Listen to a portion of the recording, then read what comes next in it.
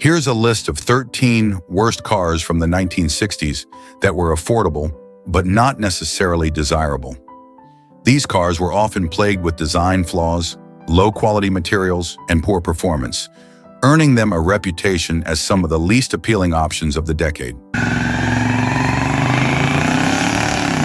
The 1961 Chrysler Newport, a full-size sedan, reflected the challenges Chrysler faced in keeping up with the rapidly changing automotive landscape of the early 1960s.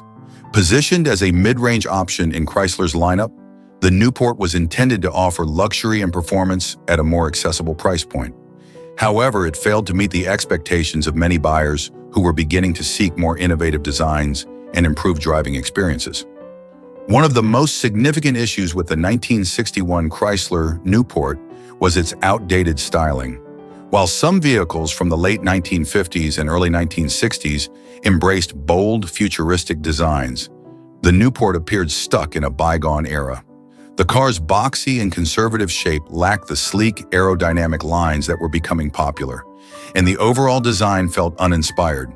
The overuse of chrome and the upright formal grille seemed more suited to the previous decade, and this old-fashioned look made it difficult for the Newport to stand out in a market filled with more exciting and modern designs.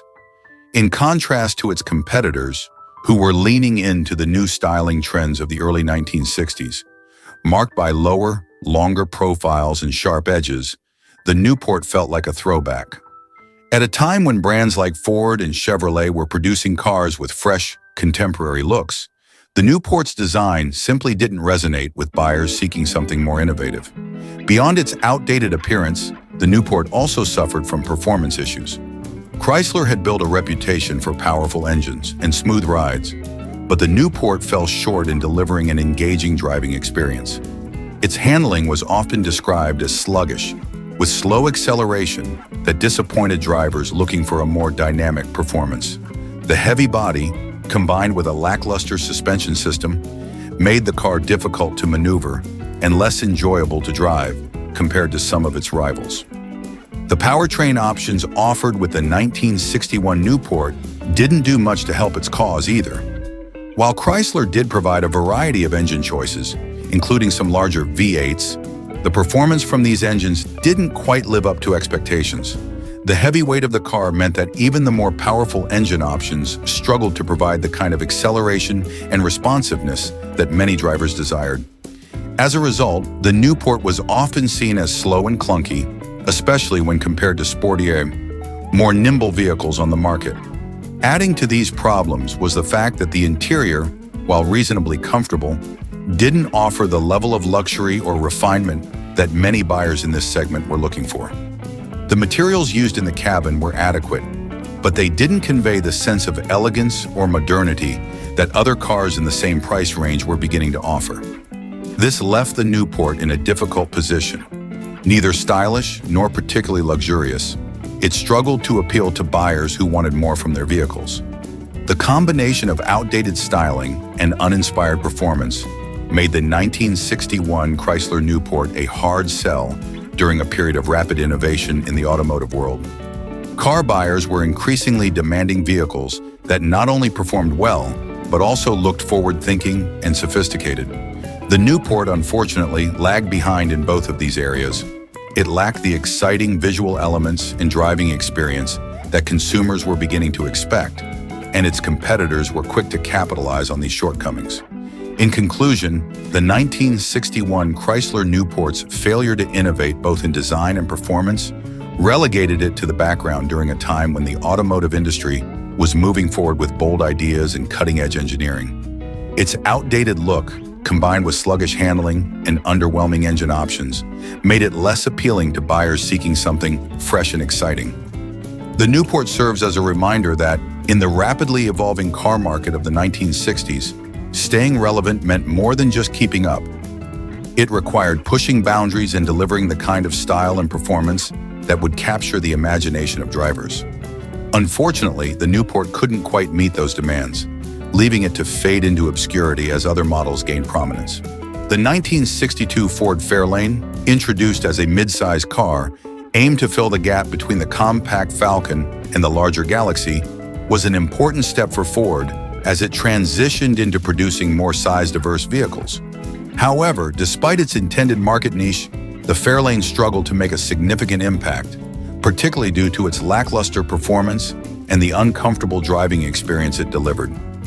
One of the key issues with the 1962 Ford Fairlane was its underpowered engine lineup. While the car was initially offered with several engine options, including a 170 cubic inch inline six and a 221 cubic inch V8, neither provided the punch or refinement that buyers were hoping for. The six-cylinder engine in particular was notably weak and sluggish, delivering unimpressive acceleration that left drivers yearning for more power, especially when compared to similarly priced competitors that offered more robust performance. Even the introduction of the V8 engines didn't fully solve the problem, as they still couldn't compete with the higher-powered options offered by rivals such as Chevrolet or Pontiac. For a car meant to bridge the gap between compact and full-size sedans, the Fairlane's engines simply didn't live up to expectations. The car struggled with highway speeds and its overall driving dynamics felt unrefined. The lack of power became a noticeable drawback, particularly in an era when American drivers were still drawn to the idea of powerful, performance-driven cars. The Fairlane, unfortunately, failed to deliver on this front, which made it less desirable to those who wanted more muscle under the hood. In addition to its disappointing engine options, the 1962 Fairlane also suffered from a stiff, uncomfortable ride. The suspension system, which was outdated even at the time, contributed to a bumpy and often jarring experience on anything less than perfect road surfaces. The car's handling was subpar, with a tendency to feel disconnected from the road. Drivers often complained about the Fairlane's inability to absorb road imperfections, making long drives uncomfortable and tiresome. The stiff ride quality was compounded by the fact that the Fairlane's interior didn't offer much in terms of comfort. While the car had a reasonably spacious cabin, the seats were firm and lacked adequate cushioning, leading to an overall feeling of discomfort.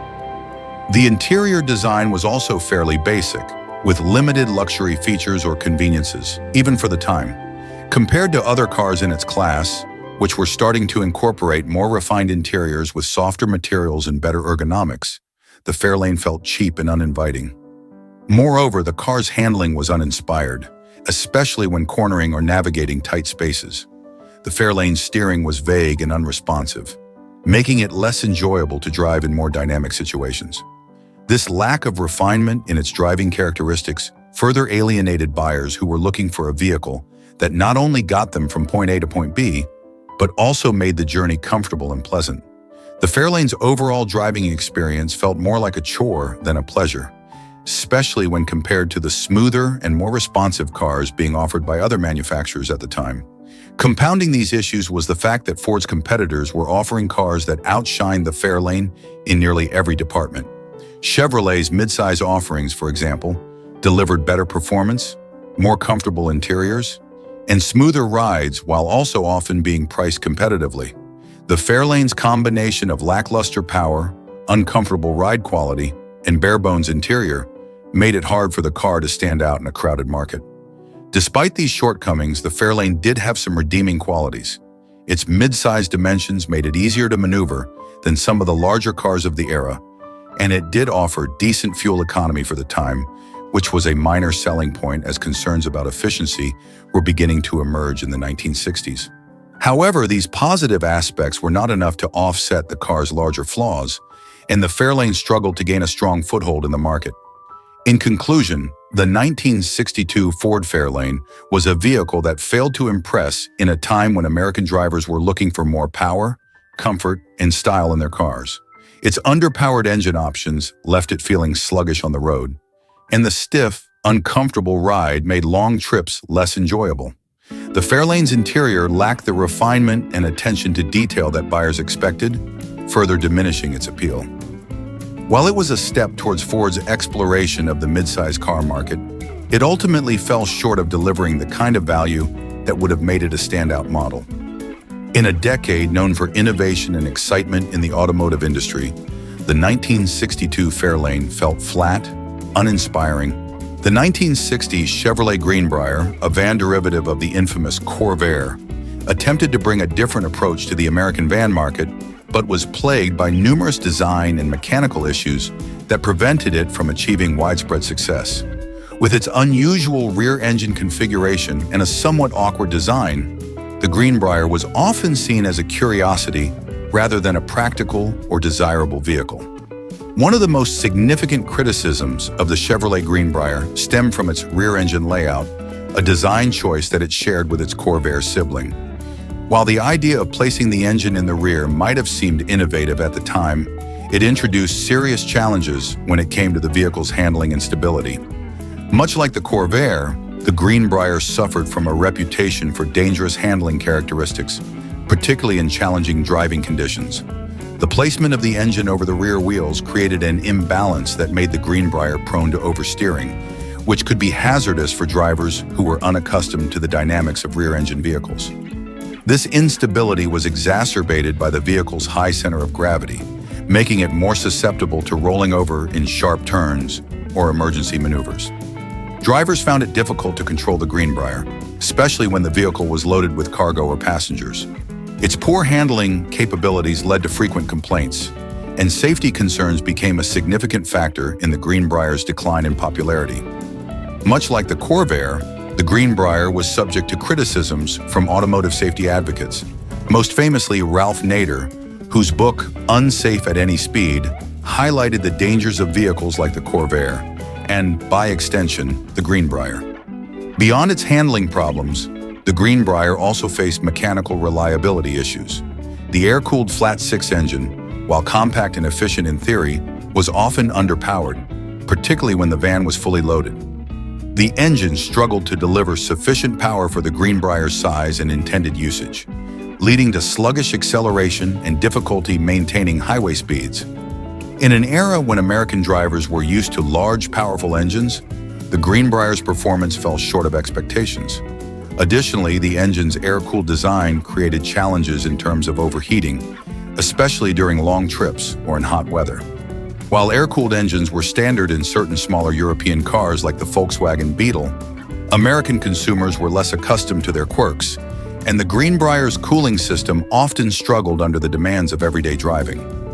Engine failure and maintenance issues became frequent complaints from owners, further tarnishing the Greenbrier's reputation. The Greenbrier's unusual appearance didn't help its cause either.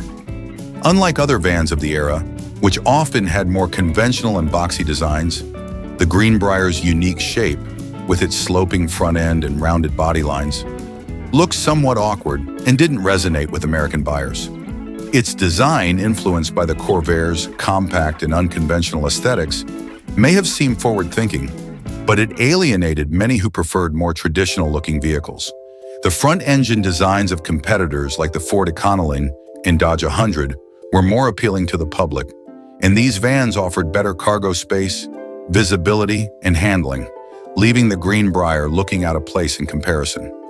While the Greenbrier did have some features that set it apart from the competition, such as a relatively spacious interior and the ability to carry both passengers and cargo, these benefits weren't enough to outweigh its shortcomings. The Greenbrier's practicality was limited by its engine placement, which took up valuable space in the rear, and its interior layout wasn't as versatile or user-friendly as some of its competitors. Additionally, its lack of a true flat cargo floor, due to the rear engine setup, made loading and unloading more cumbersome than it should have been. As a result of these combined factors, awkward design, mechanical issues, and safety concerns, the Chevrolet Greenbrier struggled to gain traction in the marketplace. By the mid-1960s, other vans like the Ford Econoline and Dodge A100 had become the go-to choices for businesses and families alike, offering more conventional front-engine layouts, better reliability, and easier handling. The Greenbrier, despite its attempts at innovation, became overshadowed and eventually phased out as Chevrolet shifted its focus to more conventional and competitive vehicles. In retrospect, the Greenbrier's downfall can be attributed to its ill-fated combination of experimental design and mechanical shortcomings.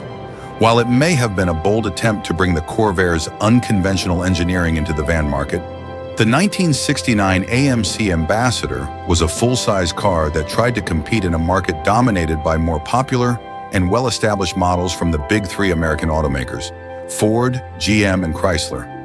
However, the Ambassador faced a number of challenges that ultimately led to its decline, including outdated design, subpar build quality, and a lack of competitive appeal in a rapidly changing automotive landscape. One of the most significant issues with the AMC Ambassador in 1969 was its design. By the late 1960s, the Ambassador's styling had become dated, failing to keep up with the sleeker, more modern designs of its competitors. At a time when other manufacturers were moving toward more aerodynamic, futuristic looks, the Ambassador still clung to a boxy, conservative design language that had been more in vogue earlier in the decade. Its large, bulky appearance didn't resonate well with the buying public, especially when compared to models like the Chevrolet Impala, Ford Galaxy, and Dodge Polara, all of which boasted more refined and appealing designs. The Ambassador's conservative appearance wasn't just a matter of aesthetics. It also reflected a broader issue of AMC struggling to keep up with the rapidly evolving trends of the late 1960s. Other automakers were investing heavily in design innovation, offering bold new features like hidden headlights, fastback rooflines, and sculpted bodies. In contrast, the 1969 Ambassador seemed stuck in a past era with its uninspired lines and conventional features. While it was practical and offered ample interior space, its lack of stylistic flair made it an unexciting option for buyers who were looking for something modern and eye-catching. Beyond its design, the AMC Ambassador also suffered from issues related to build quality. AMC, being a smaller company than its major rivals, often struggled with quality control, and the 1969 Ambassador was no exception. Owners frequently reported problems with fit and finish, with panels that didn't align properly, rattling interiors, and trim pieces that would come loose or wear out prematurely. These quality issues were particularly damaging in the full-size car market, where buyers expected a certain level of refinement and durability in their vehicles. Mechanical reliability was another area where the Ambassador fell short. While it was available with a range of engine options, including AMC's 290 and 343 cubic-inch V8s, the car didn't have the smooth, powerful performance that buyers had come to expect from full-size American cars. The engines were often underwhelming, especially when compared to the high-performance offerings from other manufacturers at the time. Additionally, AMC's transmissions were known to be less reliable than those of competitors, leading to frequent breakdowns and repairs that further damaged the car's reputation. The poor build quality extended to the car's interior, where cheap materials and uninspired design choices failed to impress buyers. The Ambassador's cabin was functional but lacked the luxury or attention to detail that was becoming more common in full-size cars. Competitors like the Chevrolet Caprice and Ford LTD offered interiors with plush materials, thoughtful layouts, and modern conveniences, while the Ambassador's interior felt bare bones and outdated.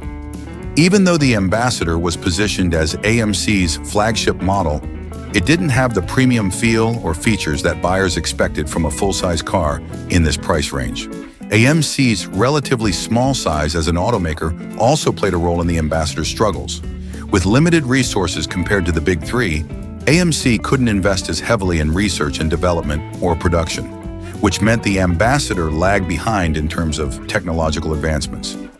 Other automakers were introducing innovations such as power steering, power brakes, and air conditioning as standard or easily accessible options, while AMC struggled to offer these features at competitive prices. As a result, the Ambassador felt technologically outdated, making it a less attractive option for consumers looking for the latest automotive advancements. The Ambassador's lack of a clear identity further hampered its success. While AMC marketed it as a full-size premium vehicle, it failed to differentiate itself from the competition.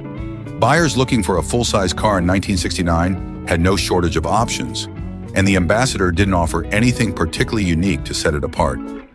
It wasn't as luxurious as a Cadillac or Lincoln, nor did it have the performance appeal of muscle cars like the Dodge Charger or Pontiac Bonneville. As a result, it existed in a kind of automotive limbo, neither premium enough to compete in the luxury market, nor exciting enough to appeal to younger, performance-minded buyers. Despite some of its shortcomings, the 1969 AMC Ambassador did have a few redeeming qualities. The 1967 Plymouth Belvedere was positioned as a mid-range model in Plymouth's lineup, but it struggled to make a lasting impact in a decade filled with exciting innovations and bold designs. While the Belvedere had a history of being a reliable and functional vehicle, by 1967, it had become a rather basic car that offered little to set it apart from the competition. In a time when American automakers were focusing on performance, style, and comfort, the Belvedere's unremarkable qualities made it forgettable in the eyes of many consumers. One of the primary reasons the 1967 Plymouth Belvedere failed to capture the imagination of car buyers was its lackluster design.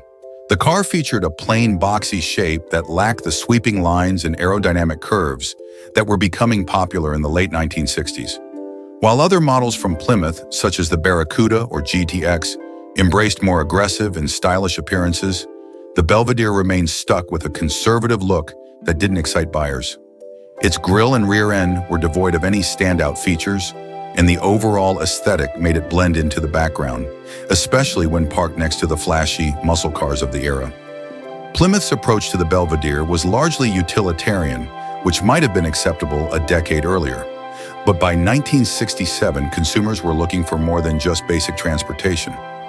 Cars had become symbols of personal expression, and the Belvedere's no-frills design didn't offer much in that regard.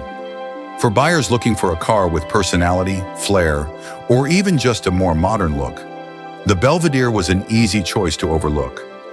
Beyond its uninspired design, the Belvedere's performance was equally unimpressive.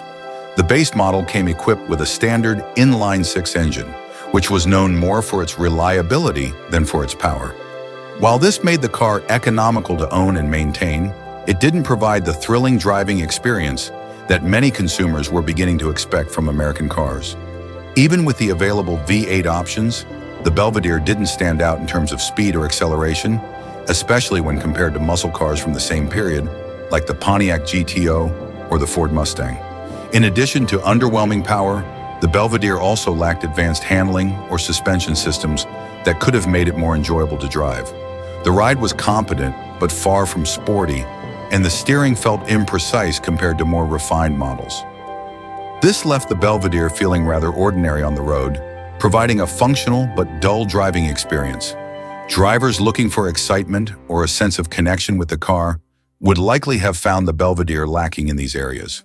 The interior of the 1967 Plymouth Belvedere was another area where the car didn't shine.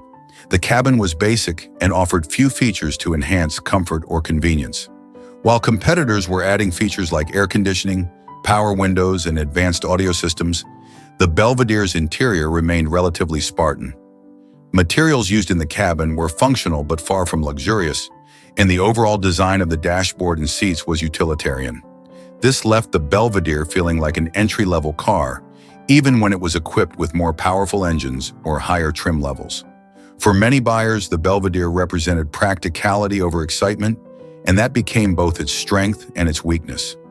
It was a car that worked well for families who needed a reliable, no-nonsense vehicle to get them from point A to point B, but it wasn't a car that anyone would buy for its fun factor or its looks. In an era when cars were becoming more than just transportation, the Belvedere's modest appeal wasn't enough to satisfy a growing desire for vehicles that offered more in terms of style, comfort, and performance.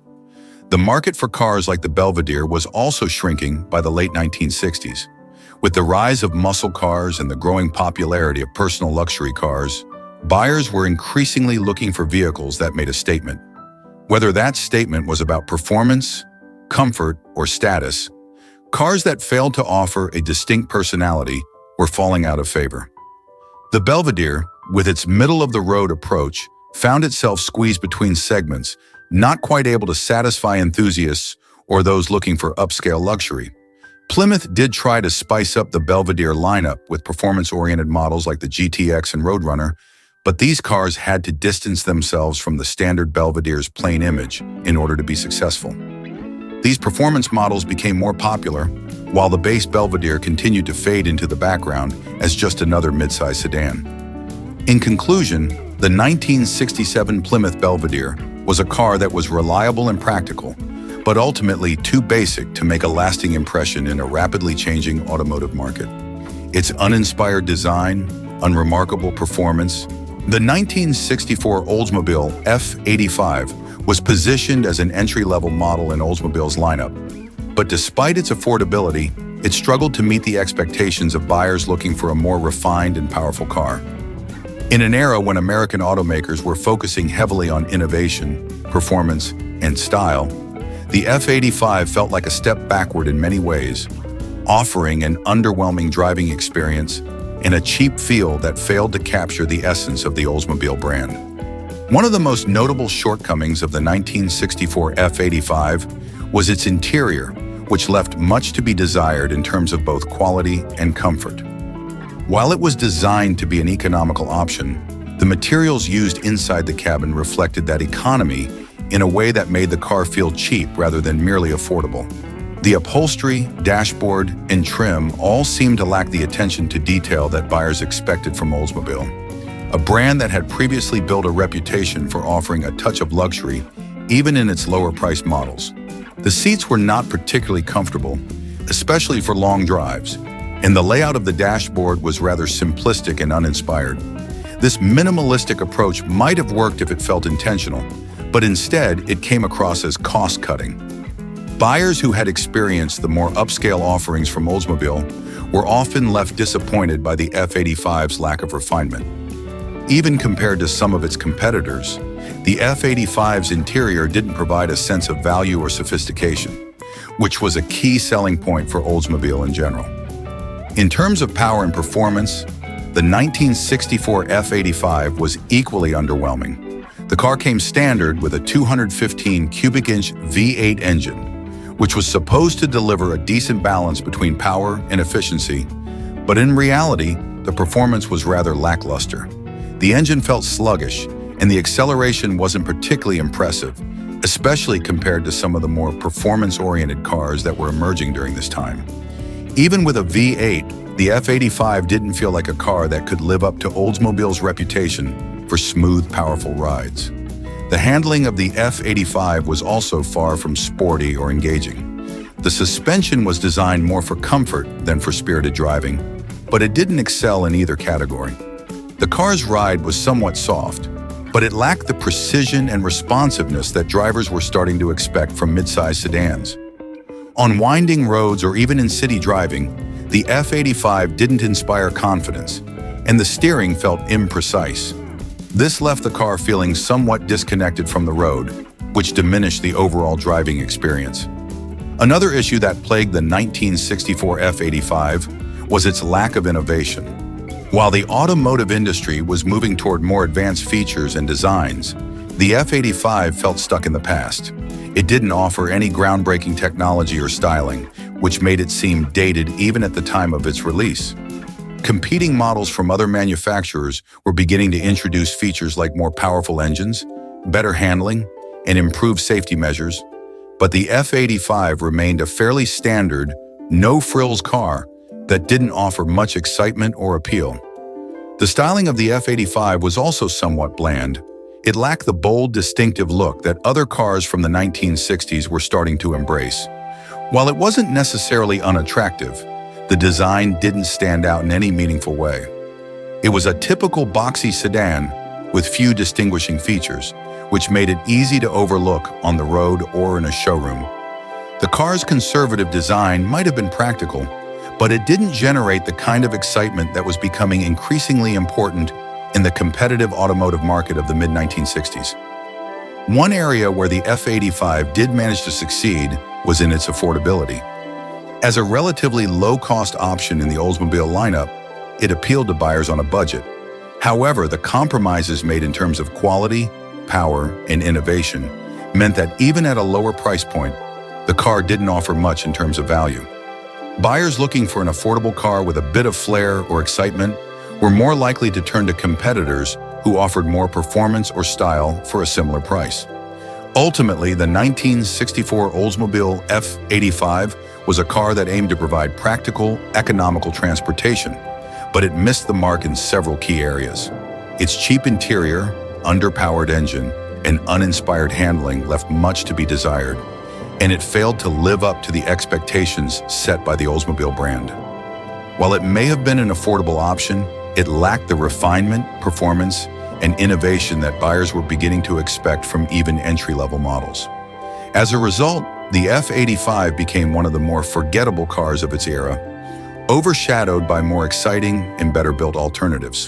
The 1968 Ford Torino was introduced as a mid-size car intended to bridge the gap between Ford's family sedans and the emerging muscle car market.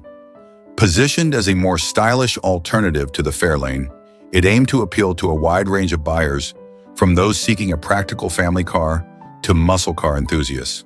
However, despite its intentions, the Torino struggled to deliver on the performance and handling that muscle car fans craved, leaving it in the shadows of more popular and capable models from its competitors. One of the most significant issues with the 1968 Ford Torino was its weight. While muscle cars were expected to be powerful, they also needed to be agile, and the Torino's heavy body made it difficult to handle. The weight affected not only the car's overall maneuverability, but also its acceleration and braking performance. For a car intended to compete in the muscle car segment, this was a major drawback. The Torino felt sluggish and unresponsive in situations where nimbleness and quick reactions were crucial, such as on winding roads or during quick lane changes. The car's heavy frame worked against it, making it feel more like a cumbersome cruiser than the nimble muscle cars buyers had come to expect during the late 1960s. The suspension and steering of the 1968 Torino also left much to be desired. Many drivers found the handling to be subpar, particularly when compared to more refined models in the same class. The steering felt loose and imprecise, making it difficult to maintain control at higher speeds or when navigating tighter turns. Muscle cars were meant to offer both raw power and driving excitement, but the Torino lacked the sharp handling that could have made it a thrilling drive. Instead, it felt more like a standard sedan with a bigger engine rather than a true muscle car. In terms of performance, the 1968 Ford Torino had a variety of engine options, but none of them seemed to live up to the expectations set by competitors like the Pontiac GTO, Chevrolet Chevelle, or Dodge Charger. The base models were underpowered, leaving drivers disappointed with their lack of speed and acceleration. Even the higher performance versions, like the Torino GT equipped with Ford's 390 cubic inch V8, struggled to compete with the more powerful and better-tuned engines of rival muscle cars. While the Torino could deliver some power on paper, it didn't translate into an exhilarating driving experience due to the car's overall lack of refinement. Another problem with the Torino's performance was its braking system. Given the car's weight, it required a robust braking setup to stop efficiently and safely. However, the brakes were not up to the task, leading to longer stopping distances and a less secure feeling when driving at higher speeds. Muscle cars were often driven hard, and the braking performance was crucial to maintaining control in aggressive driving situations.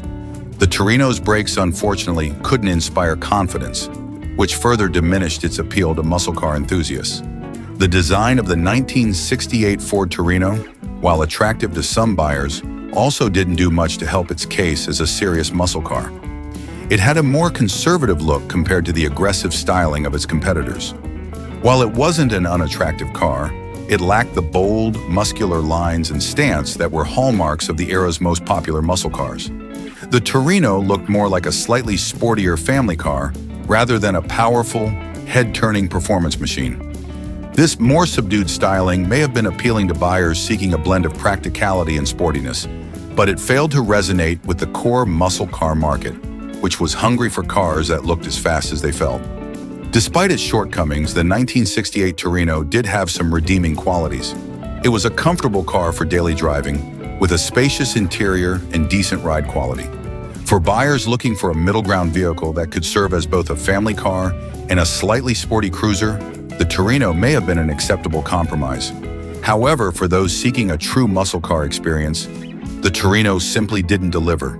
Its lack of sharp handling, combined with subpar performance and uninspiring design, meant that it couldn't stand up to the competition. In a market that was rapidly evolving and becoming increasingly competitive, the 1968 Ford Torino failed to make a strong impression.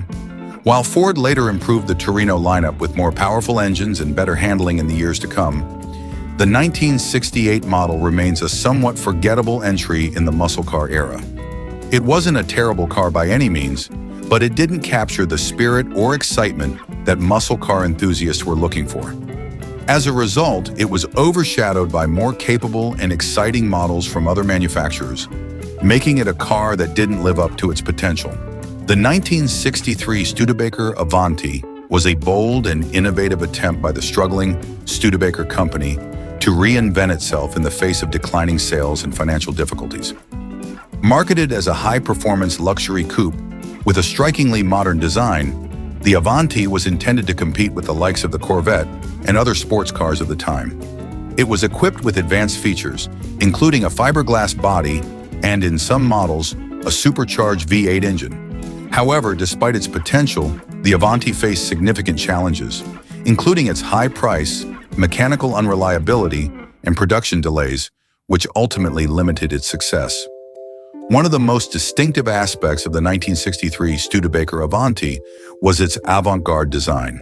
Styled by Raymond Loewy, a renowned industrial designer, the Avanti's sleek, futuristic appearance set it apart from anything else on the road at the time. The car featured a long, low-slung profile with minimal chrome accents and an aerodynamic shape that made it look ahead of its time. The absence of a traditional grille and the clean, sculpted lines of the body gave the Avanti a unique and unmistakable presence. Many admired its bold, modern styling, but others found it unconventional and polarizing. While its looks were a selling point for some, they weren't enough to overcome the Avanti's more practical shortcomings. One of the biggest issues that hampered the Avanti was its high price.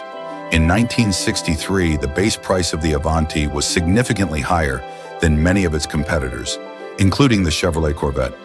This put it out of reach for many potential buyers, especially given Studebaker's reputation as a manufacturer of more affordable, middle-market vehicles. Buyers who were willing to spend that much money on a car often turned to more established luxury or sports car brands, leaving the Avanti in a difficult position. For Studebaker, which was already struggling financially, the high price tag made it harder to attract enough customers to justify the cost of producing such an ambitious vehicle. Adding to the Avanti's woes was its reputation for mechanical unreliability. Early models were plagued by quality control issues, which led to frequent breakdowns and expensive repairs. The car's fiberglass body, while innovative, presented its own set of challenges. Manufacturing the body panels proved more difficult than anticipated, leading to inconsistencies in the final product. Some cars left the factory with poorly aligned panels or gaps between body parts, giving the impression of poor build quality. On top of that, the Avanti's mechanical components, including its engine and suspension, were prone to problems. Many owners reported issues with overheating, braking, and other performance-related concerns, which tarnished the car's reputation. Production delays also played a significant role in the Avanti's downfall. Due to problems with sourcing materials and manufacturing the fiberglass body, Studebaker struggled to produce the Avanti in sufficient numbers. These delays caused frustration among potential buyers who had placed orders, and by the time the cars were ready for delivery, many had already lost interest or moved on to other vehicles. The lack of consistent availability only added to the Avanti's sales struggles, making it difficult for Studebaker to meet its production goals and recoup its investment in the car. Despite these issues, the Avanti did have some redeeming qualities, particularly in terms of performance. The car was available with a range of engine options, including a supercharged 289 cubic inch V8 that could produce up to 290 horsepower. This gave the Avanti impressive acceleration and top-end speed, making it a legitimate contender in the sports car market in terms of raw power. It was also equipped with advanced safety features for the time, such as a roll bar built into the roof and disc brakes on all four wheels. These innovations showed that Studebaker was serious about pushing the boundaries of automotive technology, but unfortunately, they weren't enough to save the car from its other shortcomings. Ultimately, the 1963 Studebaker Avanti was a car that was ahead of its time in many ways, but it suffered from being overpriced, unreliable, and poorly executed in terms of production. The combination of its high cost, mechanical issues, and delays in getting cars to customers contributed to its failure in the marketplace. Studebaker, already in financial trouble, couldn't afford the Avanti's lackluster sales, and the company ceased production shortly thereafter. Although the Avanti lived on for several more years under different ownership and production, it never achieved the widespread success that Studebaker had hoped for. The Avanti remains an interesting footnote in automotive history, admired by collectors today for its unique design and innovative features. The 1965 Dodge Coronet was a car that epitomized simplicity in both design and performance. While other automakers of the mid-1960s were producing bold, high-performance vehicles, the Coronet felt bland and uninspired. Dodge aimed to offer an affordable, no-frills option, but in doing so, it created a car that lacked the excitement and personality buyers were seeking. The Coronet's conservative design and basic engineering meant it struggled to stand out in an era where bold styling and powerful performance were becoming the norm. From a design perspective, the 1965 Dodge Coronet was rather plain. The boxy, squared-off body was utilitarian, with few distinctive features to catch the eye. The front fascia featured a straightforward horizontal grille with modest chrome trim, while the rear was equally unadorned, with simple taillights and little ornamentation. At a time when many American cars were embracing the sleek, curvaceous lines that defined the decade, the Coronet's conservative styling seemed out of touch. Its lack of visual flair made it blend into the background, failing to capture the imagination of buyers who wanted something that felt fresh and exciting. Performance-wise, the Coronet wasn't much to write home about either. While it was available with a variety of engine options, ranging from modest inline-sixes to larger V8s, even the more powerful models lacked the thrill of the high-performance muscle cars that were beginning to dominate the market. The Coronet's handling and ride quality were also fairly unremarkable. It was competent enough for everyday driving, but it lacked the precision and excitement that car enthusiasts were starting to crave. In essence, the Coronet was functional but uninspiring, a car designed to get from point A to point B without much fanfare. The Coronet's place in Dodge's lineup was also somewhat confusing. While it was positioned as a mid-size car, it didn't quite carve out a clear identity for itself. It wasn't sporty enough to compete with the emerging muscle car segment, nor was it luxurious enough to appeal to buyers looking for comfort and refinement. Instead, it fell into a middle ground, offering neither standout performance nor luxury. This lack of identity made it easy for buyers to overlook the Coronet in favor of more exciting or better appointed vehicles. Despite its shortcomings, the Coronet did find a market among buyers looking for a reliable, affordable car. Its basic nature and reasonable price point made it appealing to families and individuals who needed a simple, no-nonsense vehicle for everyday use. However, this same simplicity is what ultimately made it forgettable. In a decade defined by innovation and bold experimentation in the automotive world, the 1965 Dodge Coronet was too safe and too bland to leave a lasting mark. In retrospect, the 1965 Dodge Coronet stands as an example of how a car can be competent but fail to capture the spirit of its time. While it served its purpose as a reliable, budget-friendly option, it didn't offer enough to excite or inspire.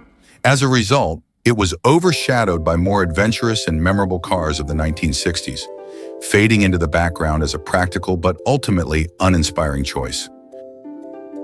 The 1966 Mercury Meteor was introduced during a transformative time in the automotive industry, a period characterized by a growing demand for stylish, mid-size cars that combined comfort, performance, and value.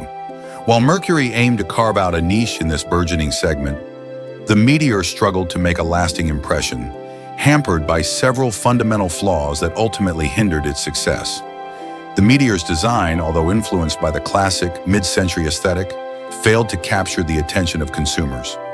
While many of its competitors embraced bold styling, incorporating sharper lines, vibrant colors, and innovative features, the Meteor appeared somewhat conservative and uninspired.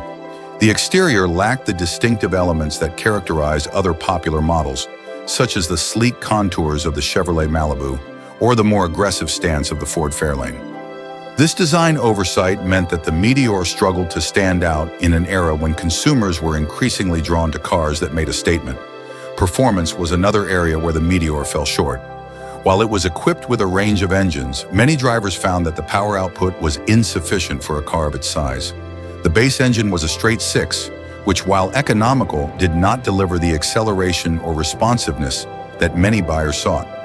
Upgrading to a V8 engine provided a slight improvement, but even the V8 options were often described as underwhelming compared to the more powerful engines available in rival models. The Meteor's sluggish performance affected its ability to merge onto highways or navigate hilly terrains with confidence, leaving drivers frustrated and longing for a more spirited driving experience. One of the most significant criticisms leveled against the Meteor was its handling. Described as having sloppy handling, the steering system felt disconnected, leading to vague responses that left drivers questioning their control, particularly during sharp turns or evasive maneuvers. The suspension setup, which prioritized a smooth ride over precise handling, contributed to a floaty feel that compromised cornering capabilities. As a result, many drivers found the Meteor to be less engaging and enjoyable to drive than its competitors, which offered a more responsive feel and greater stability on the road. In terms of build quality, the 1966 Mercury Meteor was criticized for its use of cheap materials. While the exterior had an appealing presence, the interior left much to be desired. Many owners reported issues with the quality of the interior components, including the dashboard, which felt flimsy and poorly assembled. The seating materials were often described as low quality, lacking the comfort and support necessary for long drives. As a mid-size car, one would expect ample space for both passengers and cargo. However, the back seat was notably cramped, limiting its utility for families or those needing extra passenger space. The trunk, while adequate for everyday use, fell short of the larger capacities offered by rival vehicles, making the Meteor less practical for those needing to haul larger items. Amid increasing competition from both domestic and international automakers, the Mercury Meteor struggled to find its footing in the market. Other mid-sized models, such as the Chevrolet Malibu and Ford Fairlane, were receiving favorable reviews, attracting attention not only for their performance and styling, but also for their overall value. The Meteor, in contrast, was viewed as lacking in all these areas. Its inability to capture the interest of younger buyers, who sought modernity and excitement in their vehicles, led to a decline in sales and a tarnished reputation. Moreover, Mercury's marketing efforts fell flat, failing to effectively communicate the advantages of the Meteor over its competitors. With an advertising campaign that struggled to highlight the car's strengths, potential buyers often overlooked it in favor of more prominent and appealing options available in dealerships. The failure to differentiate the Meteor in a crowded marketplace was a critical misstep that contributed to its lackluster sales performance. Ultimately, the 1966 Mercury Meteor serves as an example of a missed opportunity in the automotive landscape of the 1960s. Despite its intentions to be a competitive midsize car, it was hindered by outdated design, poor performance, subpar build quality, and an inability to resonate with consumers.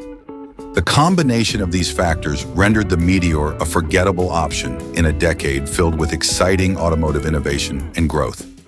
As the automotive industry moved towards the late 1960s and early 1970s, the demand for more fuel-efficient, reliable, and stylish cars only intensified. Unfortunately, the Meteor's shortcomings made it ill-equipped to adapt to these changes, ultimately leading to its decline and eventual discontinuation. The 1969 Chevrolet Impala stands as a significant chapter in the storied history of one of America's most beloved full-size cars. While the Impala nameplate has long been synonymous with style, comfort, and a certain level of performance, the 1969 model faced numerous challenges that made it a controversial offering in the rapidly changing automotive landscape of the late 1960s. As the muscle car movement surged in popularity, demanding more from vehicles in terms of speed, agility, and dynamic design, the Impala struggled to keep pace, ultimately becoming perceived as overweight, underpowered, and lacking the excitement that many consumers craved. One of the most notable criticisms leveled at the 1969 Impala was its sheer weight. This model was larger and heavier than many of its competitors, which significantly impacted its overall performance. The car's weight was not merely a number on the specification sheet, It translated to a driving experience that felt sluggish and cumbersome. Even with the available V8 engine options, which were designed to deliver robust power, the heavy frame of the Impala created a disconnect between the engine's capabilities and the car's performance on the road. Drivers found that acceleration was less responsive, particularly in situations where quick power delivery was crucial, such as merging onto highways or navigating steep inclines. This feeling of lethargy behind the wheel was a stark contrast to the exhilarating driving experiences offered by lighter, performance-oriented vehicles of the time. Fuel efficiency was another critical area where the 1969 Impala fell short. As the United States entered the 1970s, fuel prices began to rise, and concerns about gas consumption became increasingly important to consumers. The Impala's large size and relatively inefficient engines meant that it required more fuel than many other cars on the market, leading to increased running costs. This aspect became particularly problematic as buyers began to weigh their options more carefully, gravitating toward vehicles that promised better fuel economy without sacrificing performance. The Impala's reputation as a gas guzzler contributed to its decline in popularity, as drivers sought to balance their budgets with the demands of their daily commutes and weekend adventures. Visually, the 1969 Chevrolet Impala was also a missed opportunity in terms of design. While the Impala line had previously been known for its bold and attractive styling, the 1969 model seemed to embrace a more conservative aesthetic that many felt was outdated. The exterior design featured a long hood and a wide stance, but it lacked the aggressive styling cues and sporty details that characterized the era's muscle cars, like the Pontiac GTO and Ford Mustang. This disconnect made the Impala appear more like a family sedan rather than a car that could compete on performance and style. In an age where buyers were increasingly drawn to cars that exuded power and excitement, the Impala's more subdued look failed to resonate, leading many to overlook it in favor of more flamboyant offerings. Inside, the 1969 Impala did provide ample space for passengers, which had been a hallmark of the model. However, the interior quality did not match the expectations set by its competitors. While it offered a comfortable ride and generous legroom, the materials used in the cabin felt cheap and lacking in refinement. The dashboard design was relatively basic, featuring outdated instrumentation and controls that did not reflect the technological advancements being adopted by other manufacturers. The overall interior experience was marked by a lack of attention to detail, leaving many drivers feeling that the Impala had not evolved alongside the industry trends that emphasize comfort, luxury, and user-friendly features. The competitive landscape of the late 1960s posed additional challenges for the 1969 Impala. During this time, the automotive market was undergoing a transformation, with a growing number of manufacturers introducing sporty, agile models that appealed to a younger demographic. As muscle cars gained traction, they became symbols of freedom and excitement, capturing the hearts of car enthusiasts and everyday drivers alike. In contrast, the Impala, which had traditionally appealed to families and those seeking a reliable full-size vehicle, found itself overshadowed by these more dynamic offerings. Consumers began to see the Impala as a relic of an earlier time, which did not align with the fast-paced, performance-oriented culture that was emerging. Furthermore, the 1969 Impala faced stiff competition from other full-size models that managed to balance size, performance, and style more effectively. Vehicles like the Ford Galaxy and the Chrysler Newport provided comparable comfort levels, while also embracing design and performance innovations that appealed to consumers. The 1962 Ford Thunderbird, despite being part of the iconic Thunderbird lineage, faced significant criticisms for its clunky design and poor maneuverability, issues that marred its reputation as a personal luxury car. Known for its bold styling and presence, the Thunderbird had always been marketed as a symbol of class and power. Yet by 1962, some of its design choices and performance characteristics began to feel out of step with the evolving demands of the driving public. One of the primary issues with the 1962 Thunderbird was its bulk. Over the years, the Thunderbird had grown in size and weight, drifting far from the nimble, sporty image it had first embodied in the mid-1950s. By 1962, it had evolved into a much larger vehicle, making it cumbersome to handle, particularly in urban environments or tight spaces. The increased size of the Thunderbird contributed to its reputation as a car that was difficult to park or maneuver in everyday driving scenarios, a far cry from the agility expected from personal luxury cars. The weight of the car not only affected its maneuverability, but also contributed to its sluggish handling. The Thunderbird's suspension, while tuned for a smooth, luxurious ride, struggled under the vehicle's considerable mass. On winding roads or during sharp turns, the car felt heavy and unresponsive, making it less enjoyable to drive than some of its more nimble competitors. Drivers who were looking for a car that combined luxury with a sense of excitement behind the wheel often found the Thunderbird lacking in the latter category. Its poor handling characteristics meant that it wasn't particularly fun or engaging to drive, especially for those who valued a more dynamic driving experience. In terms of design, the 1962 Thunderbird maintained some of the visual drama that had always been a part of its appeal, but its styling was starting to feel more like form over function. The large, imposing front end and swooping lines gave the car a sense of grandeur, but this came at the expense of practicality. The car's proportions made it feel bulky, and many consumers found that it was awkward to drive on narrow streets or in congested areas. While it certainly turned heads, the design choices seemed to prioritize aesthetic appeal over everyday usability, which made the car less attractive to those looking for a balance of style and functionality. Another drawback of the 1962 Thunderbird was its underwhelming performance. Despite the presence of a powerful V8 engine, the car's heavy frame and suboptimal power-to-weight ratio meant that it didn't accelerate as quickly as some of its rivals. On paper, the engine specs were impressive, but in practice, the car's bulk dampened its ability to deliver the kind of responsive power that drivers had come to expect from high-performance vehicles of the era. This discrepancy between the Thunderbird's appearance of power and its actual performance left many drivers disappointed. Fuel efficiency was yet another issue for the Thunderbird, as its heavy weight and large engine resulted in poor gas mileage. At a time when fuel consumption was becoming a growing concern for American consumers, particularly with fuel costs rising, the Thunderbird's inefficient fuel use was seen as a drawback. It required frequent trips to the gas station, making it an impractical choice for many buyers who were starting to prioritize economy alongside performance and luxury. Despite these criticisms, the 1962 Thunderbird did retain some of the luxury features and design elements that had originally made it popular. It had a well-appointed interior with plush seating, a stylish dashboard, and advanced features for the time. For those who valued comfort and status above driving dynamics, the Thunderbird still held a certain appeal.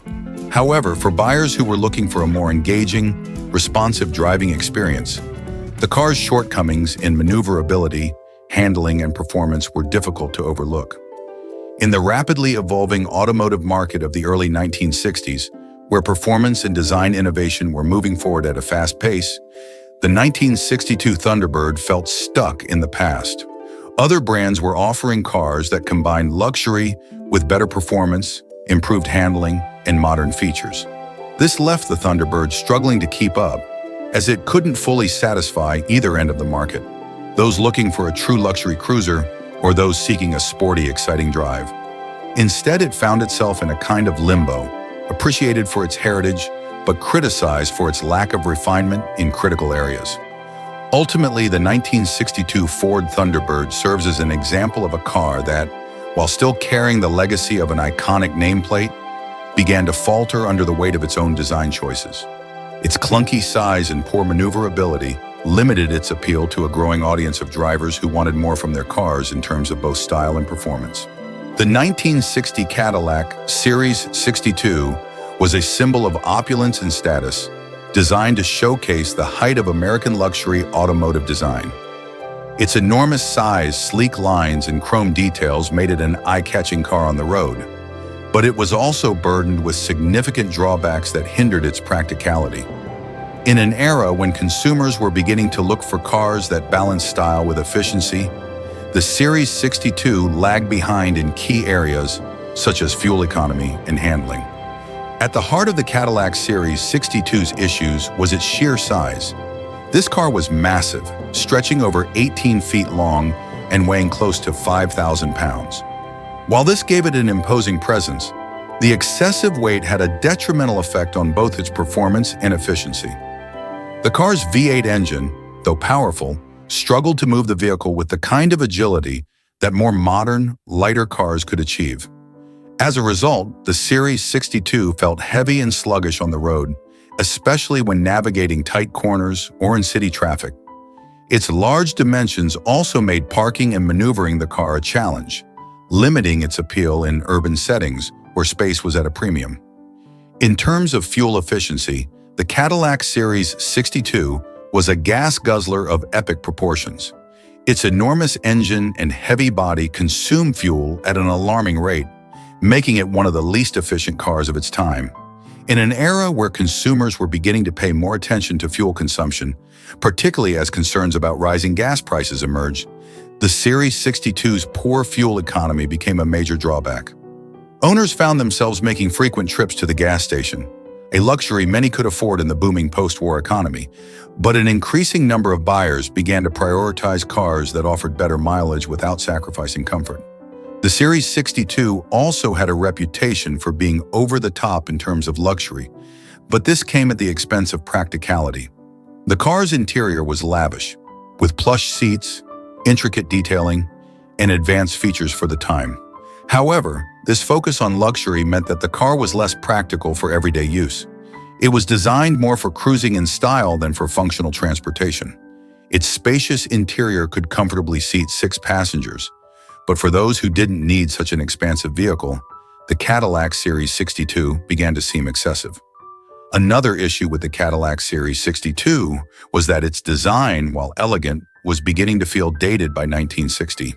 The exaggerated tail fins, which had become a hallmark of Cadillac's styling throughout the 1950s, were starting to fall out of favor as consumers began to gravitate towards sleeker, more modern designs. By 1960, the tail fin craze was waning, and the Series 62's towering fins seemed more like a relic of the past than a forward-thinking design feature.